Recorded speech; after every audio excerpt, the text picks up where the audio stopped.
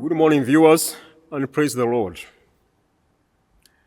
I welcome you to this morning devotion.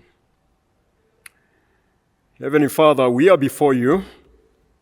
We pray that, Lord, you allow your Holy Spirit to guide us in this morning devotions. Amen.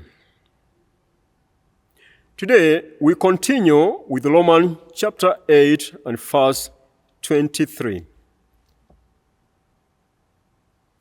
In verse 23, the Holy Spirit is the guarantee of believers' coming adoption.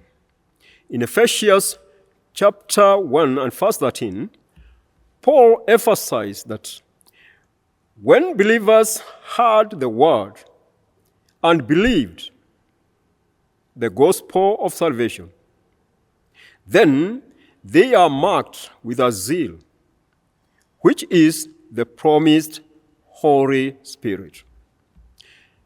In one sense, believers have already been adopted, meaning that they have been placed into God's family as sons and daughters. In Ephesians chapter 1 and verse 5, Paul says that God predestined us, believers, to be adopted as his sons through Jesus Christ, in accordance with his pleasure and will.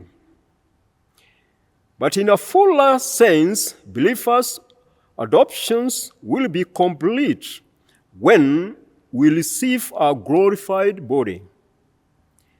This is the redemption of our present body. Our spirit and our souls have already been redeemed when we accepted Jesus Christ as our Savior.